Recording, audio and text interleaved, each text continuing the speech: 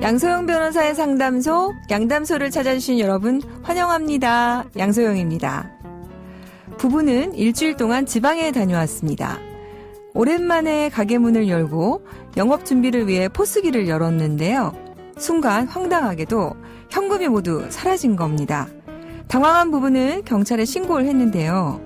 얼마 후 범인이 찍힌 CCTV를 찾았다는 경찰에 연락이 왔습니다. 경찰서로 확인을 하러 간 부부는 말문이 막혔는데요. 가게를 턴 절도범들이 알고 보니 아들과 아들 친구였습니다. 이런 경우 아들과 아들 친구는 어떻게 처벌이 될까요? 법무법인 승인 양소영 변호사입니다. 아이고, 아들이 친구와 함께 부모님 가게를 턴 겁니다. 어떡하나요? 네. 아마 이런 경험 많이 들어보셨을 것 같습니다. 네. 형법상 타인의 재물을 절취한 자는 6년 이하의 징역입니다. 또는 1,000만 원 이하의 벌금에 처해지는데요. 2인 이상이, 그러니까 2명 이상이 합동해서 절도한 경우에는 특수절도라고 합니다. 1년 이상 10년 이하의 징역에 처할 수가 있습니다. 그러니까 그냥 혼자 한 것보다 더 형이 세지는 거죠. 아들과 아들 친구 이렇게 둘이 하니까 2인 이상이 합동해서 가게 들어가서 돈을 훔친 거라서 특수절도에 해당하는데요. 그런데 아들은 처벌받지 않고 아들 친구만 처벌이 됩니다. 형법상 친족 간에 벌어진 경우에는 형을 면제해 주거나 그 피해자의 고소가 있어야만 공소제기가 되는 들어보셨죠? 친족 상도례라고요. 그러다 보니까 이제 아들은 친족이죠. 그래서 처벌되지 않고 아들 친구만 처벌이 되는 경우에 해당합니다. 그래서 친구 따라 강남을 갔는데 친구는 처벌되지 않고 아들 친구만 처벌이 되는 경우가 발생하겠죠. 물론 부모님들이 마음이 좋으셔서 처벌을 원하지 않는다 이렇게 선처를 해주시는 경우도 있겠지만 친구와 같이 이렇게 장난스럽게 하는 행동이 엄한 범죄에 해당할 수 있다는 거, 이런 교훈을 따끔하게 얻을 수 있는 기회를 주는 것이 오히려 아이들 교육을 위해서는 더 필요하지 않을까라는 생각도 해봅니다. 네. 자, 2020년 마지막 청취율 조사가 진행 중입니다. 청취율 전화를 받으신다면 YTN 라디오 양소영 변호사의 상담소를 듣고 있다고 답해 주시면 프로그램 제작에 큰 힘이 되겠습니다. 양소영 변호사의 상담소 꼭 기억해 주세요. 화나고 답답하고 억울한 당신의 법률 고민 함께 풀어볼게요. 전영주 변호사님과 함께 하겠습니다. 변호사님 안녕하세요. 네, 안녕하세요. 전영주 변호사입니다. 네, 변호사님 오늘은 임대인과 임차인 사이에 벌어지는 분쟁들을 좀 살펴보려고 합니다. 특히 요즘에 개정된 임대차 3법 때문에 분쟁 사례가 굉장히 많아졌다고 하죠? 네, 그렇습니다. 임대차 3법 중에 계약갱시 청구권제, 전월세 상환제가 벌써 2020년 7월 31일부터 시행된 지 벌써 2달이 넘었습니다. 네. 아직 이렇게 변경된 법이 어떻게 적용이 될지 개정된 법에 대한 해석 문제로 좀 모두 혼란의 시기를 겪고 있는 것 같습니다. 네. 저희도 사실 변호사인데도 굉장히 어렵더라고요. 그래서 하나하나 사안할 때마다 이제 굉장히 좀 꼼꼼히 찾아보게 되는데요. 자, 임대차 분쟁에서 자주 발생하는 것 중 하나가 집주인이 전세를 안 빼주는 이런 상황인 것 같아요. 네, 그 임대차 계약이 종료될 때 임대차 보증금의 반환과 정산 문제로 많은 갈등이 발생하곤 합니다. 임대인이 이제 다음에 들어오는 임차인이 임대차 보증금을 지급하기 전까지는 임대차 보증금을 마련할 길이 없다. 그렇죠. 뭐 이렇게 하는 경우도 있고, 그리고 임차인이 그 이사를 할 때 그 원상 회복 의무가 있는데 그 범위가 어디까지인지 이런 갈등으로 뭐 임대인이 뭐 이 원상 회복을 다 하기 전까지는 임대차 보증금을 줄 수 없다. 이렇게 해서 갈등이 발생하는 경우도 있습니다. 네. 그리고 이렇게 분쟁이 발생하는 경우에는 임차인으로서는 임대차 보증금을 반환받지 못하지 않는 건지 뭐 걱정이 될 수밖에 없어요. 그렇죠. 네, 보증금이 사실은 거의 전 재산인 경우가 많아서. 네. 네. 자, 오늘도 청취자분이 보내주신 사연이 있는데요. 사연 보내주신 분 너무 감사드리고요. 사연 들으면서 얘기 나눠보도록 하겠습니다. 저는 온라인으로 옷과 잡화를 판매하는 자영업자입니다. 2018년 1년 계약으로 지방 소재 60평 창고를 임차에 사용했는데요. 계약 기간이 끝나서 창고를 비워주기로 하고 다른 곳을 알아보던 중에 임대인이 예고도 없이 창고에 전기를 끊어버렸습니다. 전기를 다시 살려달라고 임대인에게 요구했지만 이루어지지 않았고 전력회사에도 요청했지만 임차인은 권리가 없다고 했습니다. 문제는 전기 차단 후 3일이 지난 후부터 창고에 보관하던 물품들에 곰팡이가 생기기 시작했습니다. 관리용 제습기와 서큘레이터를 사용하지 못해서인데요.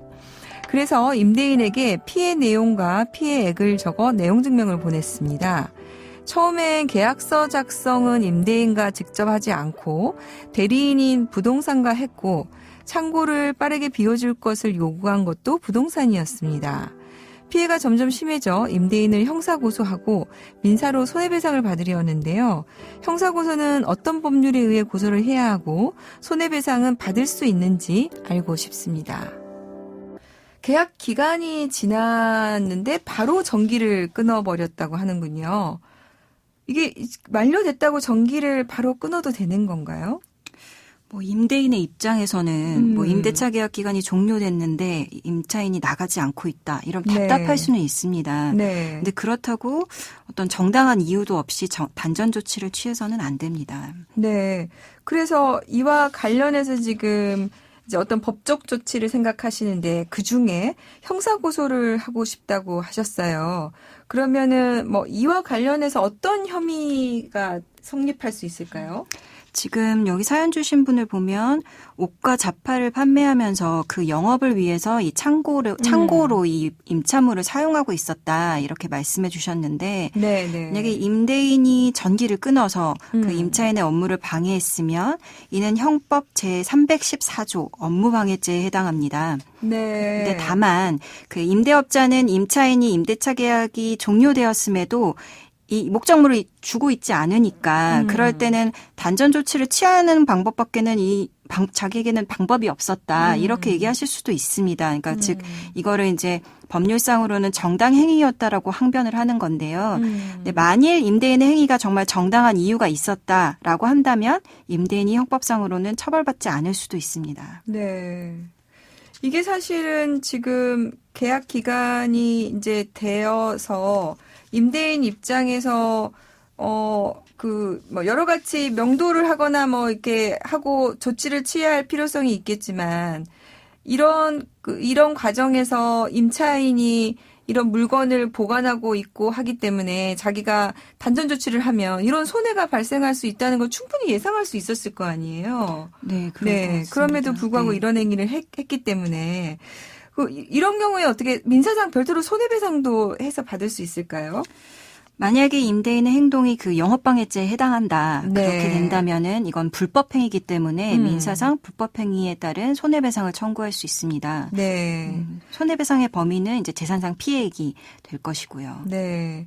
그러니까 지금 우리 사연 주신 분이 온라인으로 옷과 잡화를 판매하는 영업을 하고 있는 분이고 그런 영업을 하기 위해서 이걸 창고로 사용하고 있는 부분인 걸 충분히 알고 있었고 그런 것을 하고 있다는 것을 알면서도 지금 그걸 방해한 행위였고 그래서 손해를 발생했고 이런 것들이 좀 입증하는 것이 쉽지는 않겠지만 이제 그게 입증이 된다면 손해배상까지도 가능하겠다. 그런데 이게 참 손해배상액을 또 입증하는 것도 쉽지는 않겠어요. 네, 그렇죠. 피해액이 얼마인지 특정도 해서 이제 청구를 해야 되기 때문에 실제로 이렇게 재판하는 사례에서는 어떤 경우에 입증한 사례가 실제로 어떤 결과 나온 게 좀 있었나요? 예를 좀 들어주시죠. 실제로 이제 단수 조치를 취하시는 분들이 종종 있습니다. 그래서 이에 대한 판례가 조금 있는데요. 우리 법원은 임대인이 예를 들어서 차임을 미지급했다. 그리고 또는 임대차 이 사건처럼 임대차 계약 기간이 종료가 됐는데도 그 임차물을 인도하지 않는 등의 이제 임차인의 의무를 안 했다. 그래서 그 의무 이행을 강요하기 위해서 단수 조치를 취한 경우에 이러한 행위가 형법상 영업방해죄에 해당한다고 보고 있습니다. 일단은 해당한다. 네, 일단은 해당을 하는데, 근데 이제 임대인의 조치가 정당 행위로 볼 수 있는지 이거를 구체적 사례를 통해서 판단을 하고 있는데요. 예를 들어서 이제 저희가 봤던 판례 중에 하나가 호텔 내 주점의 임대인이 임차인이 차임을 연체했다는 이유로, 근데 여기서는 계약서에 차임 연체 시에는 뭐 단전 단수를 할 수 있다 이렇게 적혀져 있는 사안이었습니다.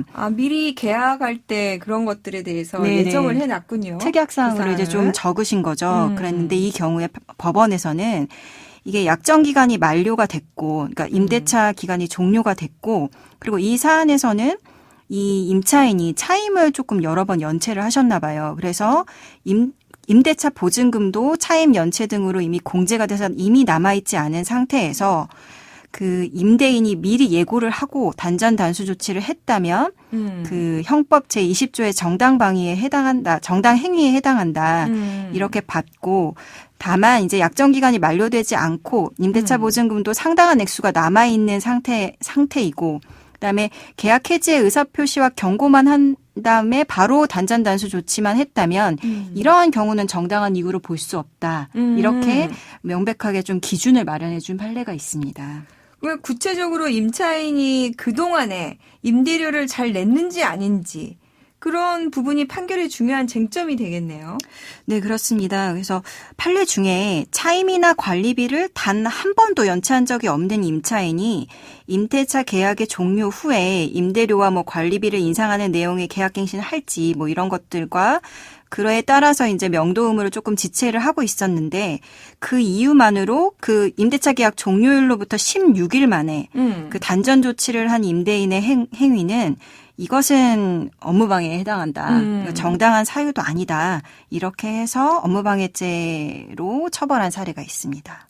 그러면은 우리 사안으로 돌아가 보면 우리 지금 그 전에 임대료를 뭐 연체했는지에 대해서는 사실 지금 적어주시진 않았어요. 그런데 지금 사연으로 보면은 끝나자마자 지금 바로 단전을 한 것으로 보여지거든요. 그러면은 이 경우에는 좀 업무 방해나 여기 해당하는 것으로 좀 보여질 가능성이 좀 큰 걸로 판단되는 것 같은데, 변호사님, 그죠? 네, 제가 보기에는 좀 만약에 바로 예고도 없이 단전 조치를 했다. 네. 그러면 이 경우에는 임대인이 너무 궁박한 상황도 아니었던 거죠. 네. 그러니까 뭐 사실 조금 원만하게 해결을 해보려고도 하고, 네. 이렇게 안 하면 단전 조치를 하겠다 이렇게 예고도 하고 그 다음에 네. 이제 조치를 취하셨어야 되는데, 이 경우는 사실 형사적으로 문제가 될 수 있을 것 같습니다. 네. 그래서 우리 사연 주신 분이 방금 전영주 변호사님이 말씀해 주신 부분, 형사고소 손해배상 소송하기 전에 내가 그런 부분들이 있었는지를 좀 체크해보고 진행을 하시면 좋을 것 같습니다. 예, 오늘 전영주 변호사님 도움 말씀 감사합니다. 네, 감사합니다. 네. 양소영 변호사의 상담소 양담소는 내일 또 문을 엽니다. 끝곡 한희정의 내일 들려드릴게요. 지금까지 양소영이었습니다.